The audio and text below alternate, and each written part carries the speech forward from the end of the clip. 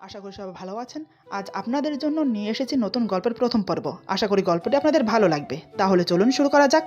Please আমার এত বড় ক্ষতি করবেন না, দয়া করুন। আপনি ভুল রুমে ঢুকে পড়েছেন, এটা আপনার রুম না। আমি তখনও নেশায় চুর হয়েছিলাম। মেয়েটির কথা আমার কানের পাশ দিয়ে চলে যাচ্ছে। আমি মেয়েটির দু হাত বিছানার সাথে চেপে ধরে বললাম, এই একদম চুপ, কোনো কথা বলবি না, আমাকে আমার কাজ করতে দে, নয়তো। মেয়েটি বলে, আপনার দুটো পায়ে পড়ি, আমাকে ছেড়ে দিন। আমি কোনো কথা না বলে যখন মেয়েটির জামা ছিঁড়তে যাব, তখন মেয়েটি আমাকে বাধা দেয়। একে তো নেশাকৃত অবস্থায় ছিলাম, তারপর মেয়েটি বাধা দেওয়াতে আমার রাগ উঠে গেল। মুখের ওপর দুটো ঘুষি মারতেই মেয়েটি নিতিয়ে পড়ল। আমি এক এক করে মেয়েটির পরনের সব কাপড় ছিঁড়ে ফেললাম। মেয়েটি এখন পুরোই নগ্ন অবস্থায় আমার সামনে। আমি নিজের পরনের কাপড় খুলে শুরু করলাম পৈশাচিক নির্যাতন। সারা রাত ধরে চললো এই নির্যাতন। ভোরের দিকে ক্লান্ত হয়ে মেয়েটির উপর লুটিয়ে পড়লাম। যখন ঘুম ভাঙলো তখন সামনের দৃশ্য দেখে ভয়ে পিছুতে গিয়ে নিচে পড়ে গেলাম। চোখ দুটো বিস্ফারিত হয়ে বেরিয়ে আসতে চাইছে আমার। এটা আমার হাতে কি হয়ে গেল? সামনের দৃশ্য দেখার মতো না। আদতেও কি বেঁচে আছে নাকি মরে গেছে? এরপর যা হলো। আমার নাম মোহাম্মদ নাহিদ চৌধুরী রাফি। ফ্যামিলিতে মা, বাবা আর আমি আছি। আমি বাবা মায়ের একমাত্র সন্তান। তারা দুজনেই আমাকে খুব ভালোবাসে।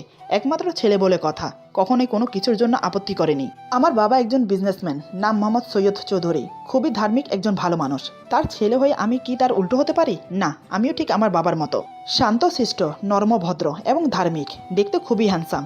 গায়ের রং উজ্জ্বল ফর্সা, লম্বা 6 ফুট 1 ইঞ্চি, শরীরের গঠন কোনো পালোয়ানের থেকে কম না।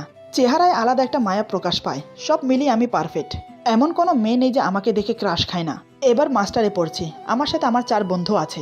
বেস্ট ফ্রেন্ড বললেও কম হয় না। রিফাত, হাবিব, সুমন আর সুজন। আমরা 5 বন্ধু জোরের কবুতরের মতো একসঙ্গে যেখানে মন চায় সেখানে চলে যাই। আমাদের 5 বন্ধুর মাঝে সবকিছুর মিল আছে, শুধু একটা জিনিস ছাড়া, সেটা হলো ড্রিঙ্ক, মানে মদ্যপান। আমার 4 বন্ধু এসব ছাইপাশ খায়, কিন্তু আমি এসবে হাতও লাগাই না। কারণ আমি এসব খেয়ে নিজেকে কন্ট্রোল করতে পারি না, পুরো ভাইলেন হয়ে যাই। একবার বন্ধুদের জোরাজোরিতে খেয়ে সে কি অবস্থা! কলেজের প্রিন্সিপাল স্যারকে মেরেছিলাম। এতটাই মেরেছিলাম, প্রিন্সিপাল স্যার পুরো 1 মাস হসপিটালে ছিল। সে নিয়ে অনেক ঝামেলা হয়েছিল। ভালো ছেলে ভালো ছাত্র বলে সেবারের মতো বেঁচে গিয়েছিলাম। তারপর থেকে এসবে আমি হাত লাগাই না। এমনিতেও হাদিসে এসব খাওয়া হারাম বলেছে। এভাবে বন্ধুদের সাথে আড্ডা দিয়ে কলেজ নিয়ে বেশ ভালোই দিন যাচ্ছিল। দেখতে দেখতে আমরা ফাইনাল এক্সাম দিয়ে দিলাম। এক্সাম শেষ হওয়ার আনন্দে কোথাও ঘুরতে যাব ভাবলাম। কোথায় যাব সেটাই কারোর মাথায় আসছে না। হঠাৎ আমার বন্ধু রিফাত বলে, সব জায়গা তো ঘোরা শেষ, এখন কোথায় যাওয়া যায় বলতো? তারপর কিছু একটা ভেবে বলে, আমরা বরং কক্সবাজার ঘুরতে যেতে পারি, সেখানে দেখার মতো অনেক কিছুই আছে, সময়ও ভালো কাটবে। ওখানে আমরা পিকনিকও করতে পারবো ঝাউ বাগানে। পিকনিকটা কেমন দারুণ হবে ভেবে দেখ।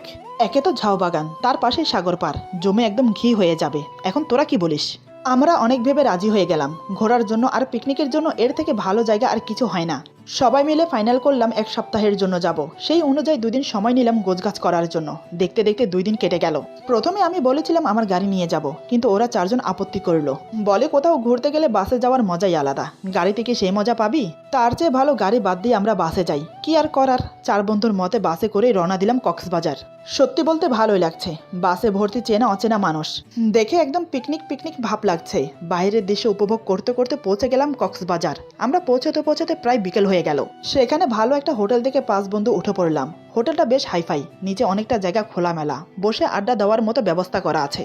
টোটাল 3টা রুম বুক করা হয়েছে। রুম নাম্বার 107-এ থাকবে রিফাত আর হাবিব। রুম নাম্বার 108-এ থাকবে সুমন আর সুজন। আমি থাকবো শেষের রুমে, মানে 109-এ। আমার একা থাকা অভ্যাস, তাই ওদের সাথে না থেকে আলাদা রুম নিয়েছি। জিনিসপত্র নিয়ে সবাই যার যার রুমে চলে গেল, কারণ এখন ফ্রেশ হয়ে একটু রেস্ট নেব সবাই। এতটা জার্নিংয়ে খুব টায়ার্ড লাগছে। সেদিন আমরা বাইরে না গিয়ে হোটেলে একসাথে বসে আড্ডা দিয়ে এনজয় করে কাটালাম।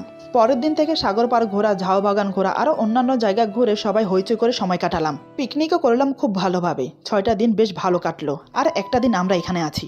কিন্তু এই একটা দিনে যে আমার জীবনে নরক নেমে আসবে সেটা আমি কখনোই ভাবিনি। হাতে সময় আছে আজকের দিন আর রাত, কাল সকালে আমরা চলে যাব। সারাদিন বাইরে ঘুরে রাতে সবাই লনে বসে আড্ডা দিচ্ছি।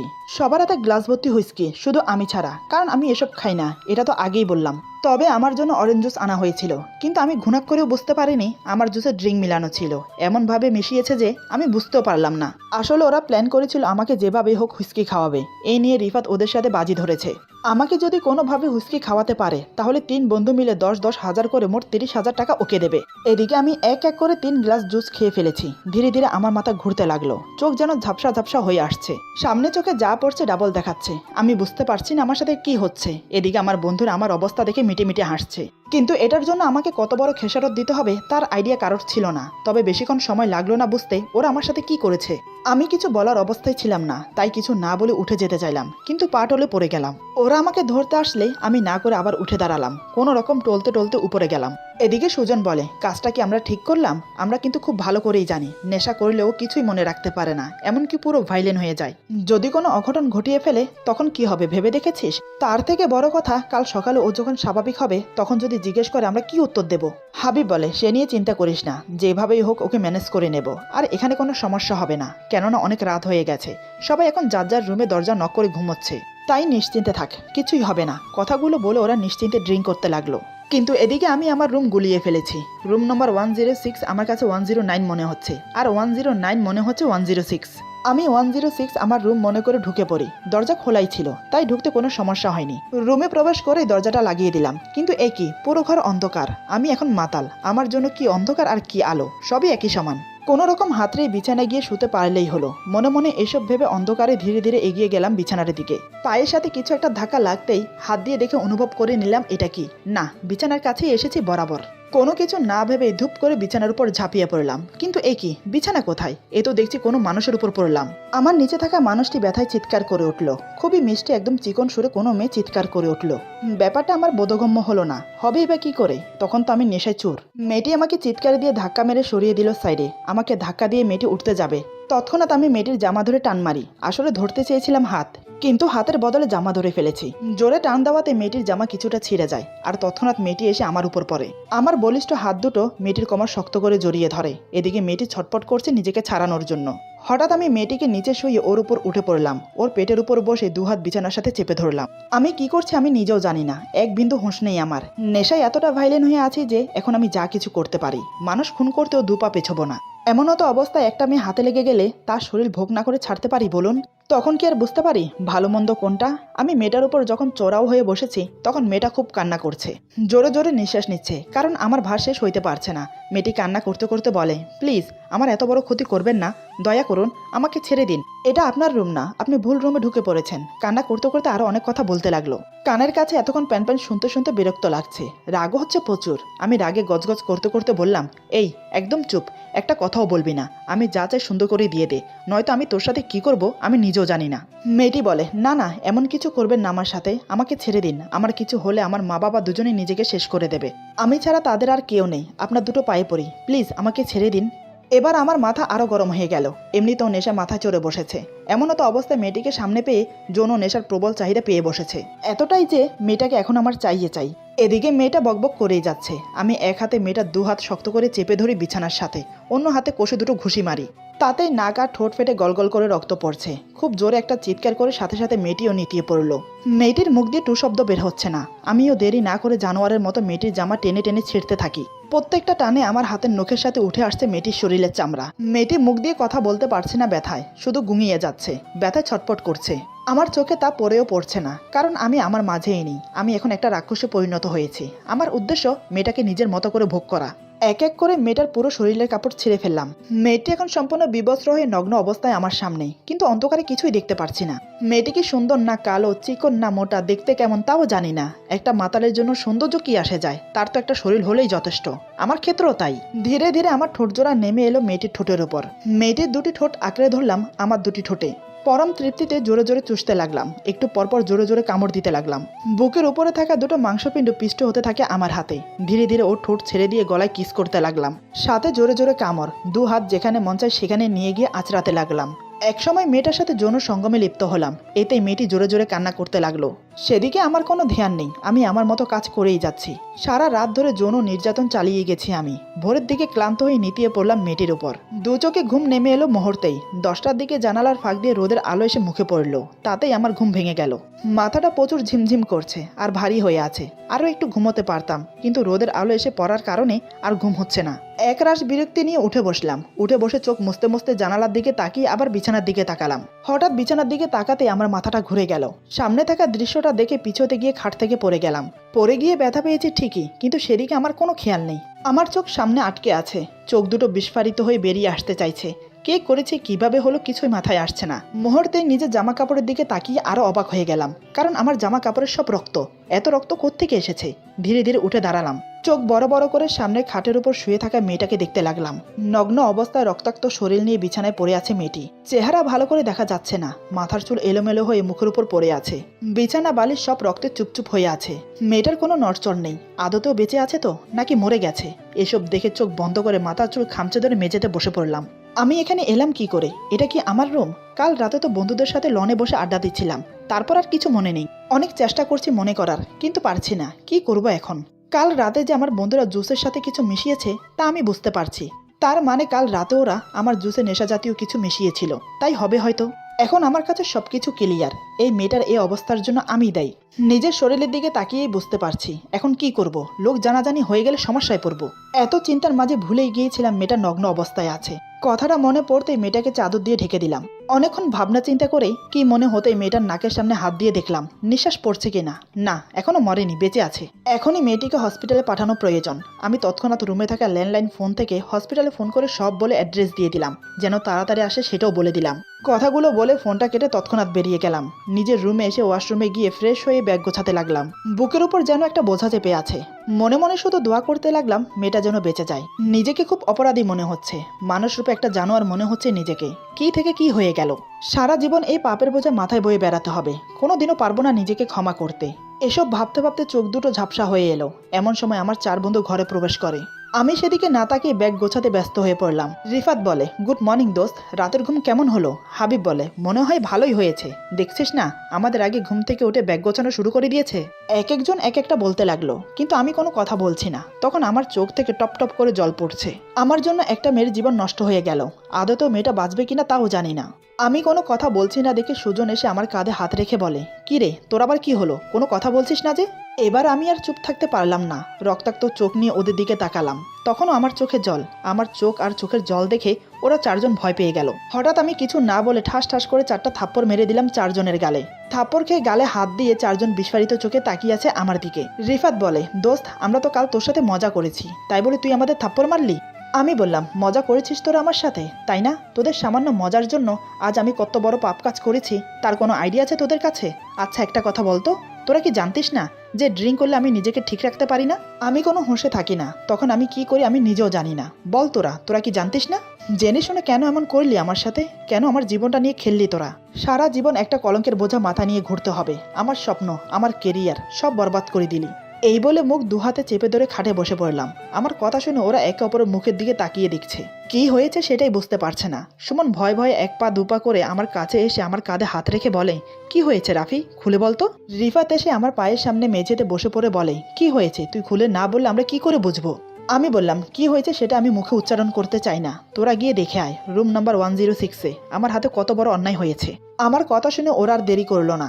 রুম থেকে বের হতেই দেখে পুলিশ ঢুকছে 106-এ, সাথে কয়েকজন মহিলা নার্স আর একজন ডাক্তার। কিছুক্ষণ পর 4 জন লোক ধরাধরি করে একটা মেয়েকে নিয়ে যাচ্ছে। মেয়েটির মুখে অক্সিজেন মাস্ক লাগানো। আমার 4 বন্ধু মেয়েটিকে স্পষ্টভাবে দেখেছে, কারণ ওরা দরজার সামনে দাঁড়িয়েছিল। এমনকি পুলিশ মোবাইলের স্ক্রিনে থাকা ছবি দেখিয়ে জিজ্ঞেস করেছিল চেনে কিনা। ওরা এক কথায় বলে দিল, আমরা এখানে ঘুরতে এসেছি, চিনবো কিভাবে? তারপর আর এক মুহূর্ত না দাঁড়িয়ে আমার রুমে চলে এলো। রুমে প্রবেশ করে সাথে সাথে দরজা লাগিয়ে দেয়। আমাকে কিছু বলার সাহস পাচ্ছে না কেউ। অনেকক্ষণ ধরে চুপচাপ ওরা আমার দিকে তাকিয়ে দাঁড়িয়ে আছে। অবশেষে আমি উঠে দাঁড়ালাম। ব্যাগটা কাঁধে নিতে নিতে বললাম, কি করেছি আমি নিজের চোখে দেখলি? বড় একটা নিঃশ্বাস ফেলে বললাম, জানি না মেয়েটা বাঁচবে কিনা। রিফাত ভয়ে ভয়ে বলে, তো তুই কি শুধু মেয়েটাকে মেরেছিস নাকি অন্য কিছু? আমি তীক্ষ্ণ দৃষ্টিতে ওর দিকে তাকিয়ে ওর শার্টের কলার ধরে বললাম, আমি জানি না, আমি কিচ্ছু জানি না। মেয়েটার সাথে আমি রাতে কি করেছি আমার কিচ্ছু মনে নেই। আমি আর টেনশন নিতে পারছি না, মাথাটা ফেটে যাচ্ছে আমার। তোদের জন্য, শুধুমাত্র তোদের জন্য আমার জীবনটা নষ্ট হয়ে গেল। আমি একজন অপরাধী হয়ে গেলাম। আমি তোদেরকে কোনোদিনও ক্ষমা করব না। আজকের পর থেকে তোরা আমার বন্ধু না। আমি মনে করব আমার কোনো বন্ধু ছিল না কোনোদিন। সুজন বলে, এটা কি বলছিস রাফি? আমাদের বন্ধু তো এখানে শেষ। মানছি আমাদের হাতে একটা ভুল হয়ে গেছে, ক্ষমা করে দে দোস্ত। আমি বললাম, ভুল? এটাকে ভুল বলে? তোরা জানতিস, তোরা জেনে শুনে করেছিস এটা আমার সাথে। আমি আর কোনো কথা বলতে চাই না। তোরা চাইলে পুলিশের কাছে আমার কথা বলতে পারিস, তবে আমি এখন এখানে এক মুহূর্ত থাকবো না। এই বলে সেখান থেকে হন হন করে বেরিয়ে চলে এলাম। এদিকে পেছন থেকে ওরা 4 জন আমাকে ডাকছে, কিন্তু আমি একবারের জন্য ফিরে তাকালাম না। আমি চলে আসার কিছুক্ষণ পরই ওরাও বেরিয়ে পড়ল। পুলিশের কাছে আর মুখ খোলেনি, অনেক ভেবে দেখেছে, দোষ ওদেরও কম কিছু না। তারপর থেকে অনেক যোগাযোগ করার চেষ্টা করেছে ওরা আমার সাথে, কিন্তু আমি কোনো যোগাযোগ রাখিনি। সেই ঘটনার পর থেকে আমি নিজেকে গুটিয়ে নিয়েছি, এক প্রকার ঘর বন্দি করে রেখেছি নিজেকে। মানসিক যন্ত্রণায় ভুগছি আমি, ইচ্ছে করছে নিজেকে শেষ করে ফেলি। যদি আত্মহত্যা মহাপাপ না হতো তাহলে আমি তখনই নিজেকে শেষ করে ফেলতাম। একজন ধর্ষক হয়ে বেঁচে থাকার চেয়ে মরে যাওয়া অনেক ভালো। কেন যে আমি সেদিন নিজেকে ধরা না দিয়ে চোরের মতো পালিয়ে আসলাম সেটা আমি নিজেও জানি না। আয়নায় নিজের মুখ দেখে নিজের প্রতি নিজেরই ঘৃণা হয়। বাহিরে বের হলে কোনো মেয়েকে দেখলে বুকের ভেতরটা মোচড় দিয়ে ওঠে। সেই দিন সেই রাতের কথা মনে পড়ে যায়, একটি মুহূর্তের জন্য আমি ভুলে থাকতে পারিনি। সেখান থেকে আসার পর আমার অবস্থা দেখে মা বাবা টেনশনে পড়ে যায়। আমাকে অনেকবার জিজ্ঞেস করেছে কি হয়েছে, কেন এমন করছি আমি, আমাকে এমন কেন দেখাচ্ছে, কিন্তু আমি মুখ ফুটে কিচ্ছু বলতে পারিনি, শুধু মাকে জড়িয়ে ধরে কেঁদেছি। সেই ঘটনার প্রায় 1 বছর কেটে যাওয়ার পর বাবার অফিসে যাওয়া শুরু করি। মনে মনে ভাবলাম হয়তো কাজের মধ্যে থাকলে এসব আর মাথায় আসবে না, কিন্তু দিনে না হয় কাজ করি তাই এসব চিন্তা ভাবনা মাথায় আসবে না। তবে রাতে যখন বাসায় আসি সেই একইভাবে সবকিছু এসে ভর করে আমাকে। এভাবে কেটে গেল 2 বছর, কিন্তু সেই অপরাধবোধ আমার পিছু ছাড়েনি। এদিকে আমার মা বাবা দুজনেই আমার মাথা খেয়ে ফেলছে বিয়ের জন্য, বারবার বিয়ের কথা বলছে। আমি না করার সত্ত্বেও এ নিয়ে 5টা মেয়ে দেখা হয়ে গেছে। বিয়ের জন্য না করলে 1000 প্রশ্ন, কিন্তু আমি কোনো প্রশ্নের উত্তর দিতে পারি না। কি বা বলবো, কি করে বলবো আমি একজন ধর্ষক। আমি আমার অজ্ঞাতে না করলেও যেভাবেই হোক আমার হাতে অন্যায়টা হয়েছে, তা তো আমি অস্বীকার করতে পারবো না।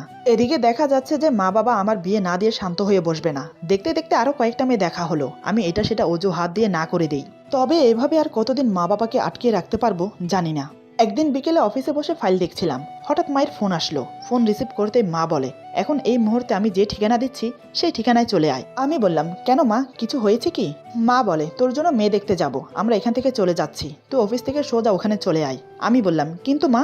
মা বলে, কোনো কিন্তু নয়, আমি অ্যাড্রেস দিয়ে দিচ্ছি, আধা ঘন্টার মধ্যে চলে আয়। এই বলে মা আমাকে অ্যাড্রেস দিয়ে ফোন কেটে দিল।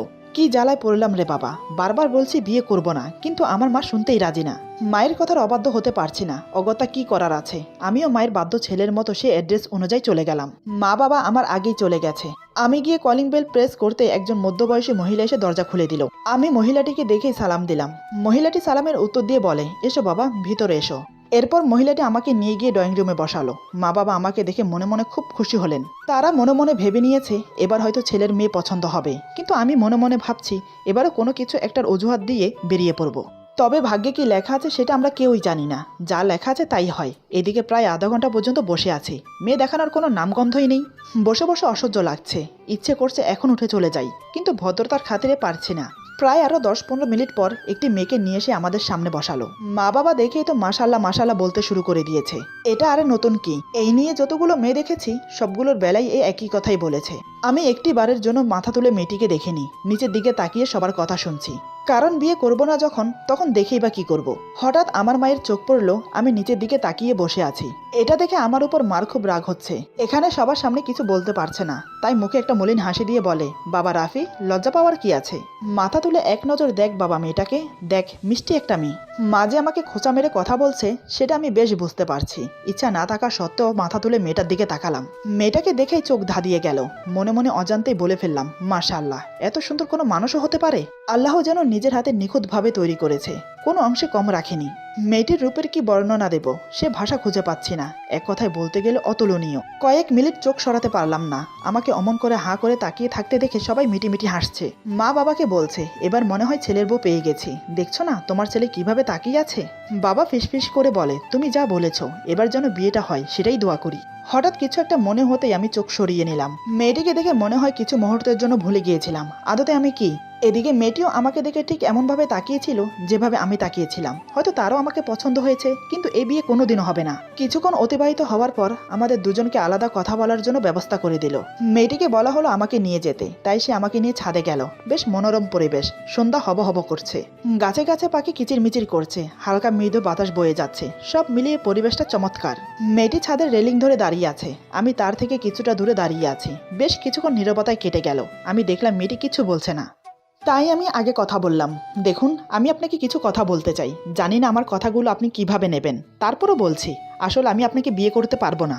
আমার কথা শুনে মেয়েটি ভ্রু কুঁচকে আমার দিকে তাকালো। আমি দেখেও না দেখার ভান করে সামনের দিকে তাকিয়ে বললাম, দেখুন আপনি কি ভাবছেন আমাকে নিয়ে আমি জানি না, তবে আমার কিছু সমস্যা আছে ব্যক্তিগত, তাই আমি এই বিয়েটা করতে চাইছি না। কিন্তু একটা কথা না বলে পারছি না, আপনি কিন্তু খুবই সুন্দরী, আমার মনে হয় না আপনার মতো দ্বিতীয় কেউ আছে। এতক্ষণে মেয়েটি আমাকে বলে, আমার প্রশংসা করার জন্য ধন্যবাদ। আমি কি জানতে পারি কেন আপনি বিয়ে করতে চাইছেন না? মেয়েটির কণ্ঠ শুনে আমি চমকে উঠলাম। এত মিষ্টি কারোর কণ্ঠ হতে পারে? যেমন তার রূপ তেমন তার কণ্ঠ। আমাকে অবাক হয়ে মেয়েটির দিকে তাকিয়ে থাকতে দেখে বলে, কি হলো, অমন করে কি দেখছেন? আমি কিছু জানতে চাইছি। আমি নিজেকে স্বাভাবিক করে বললাম, মানুষের জীবনে এমন কিছু কথা থাকে যা প্রকাশ না করাই ভালো। যেটা গোপনে আছে সেটা গোপন থাকাই ভালো। মেয়েটি বলে, ও বুঝতে পেরেছি, নিশ্চয়ই গার্লফ্রেন্ড নিয়ে সমস্যা। আজকাল তো এটাই হয়ে থাকে বেশিরভাগ। প্রেম করেন নিশ্চয়ই, নাকি ছেঁকা খেয়েছেন, কোনটা? আমি মুচকি এসে বললাম, সেসব কিছুই না, জীবনে কোনোদিন প্রেমই করিনি, ছ্যাঁকা খাবো তো দূরের কথা। মেয়েটি বলে, তাহলে কারণ কি বিয়ে না করার? আমাকেই বিয়ে করবেন না, নাকি জীবনেও বিয়ে করতে চান না, কোনটা? আমি বললাম, জীবনেও বিয়ে করতে চাই না। আমার নিঃসঙ্গ জীবনে আমি একাই থাকতে চাই। যে জীবনের কোনো অস্তিত্ব নেই সেই জীবনে কাউকে জড়িয়ে তার জীবন নষ্ট করতে চাই না। আমার কথা শুনে মেয়েটি যা বলল তা শুনে আমি আশ্চর্য হয়ে গেলাম। এতটা মিল কিভাবে হতে পারে, এটা ভেবেই আমার মাথা ঘুরছে। মেয়েটা আমাকে এমন করে কেন বলছে? মেয়েটির কথা যত শুনছি তত আশ্চর্য হয়ে যাচ্ছি। এরপর যা হলো, আজকের গল্প এখানে সমাপ্ত। গল্পের বাকি অংশ পেয়ে যাবেন আগামী পর্বে। আশা করি গল্পটি আপনাদের ভালো লাগবে। যদি ভালো লাগে তাহলে লাইক, কমেন্ট এবং সাবস্ক্রাইব করে আমাদের পাশে থাকুন। পাশে থাকা বেল আইকন প্রেস করে দেবেন, তাহলে আমাদের নিত্য নতুন ভিডিও আপনাদের কাছে পৌঁছে যাবে। সবাই ভালো থাকবেন, সুস্থ থাকবেন। আল্লাহ হাফেজ।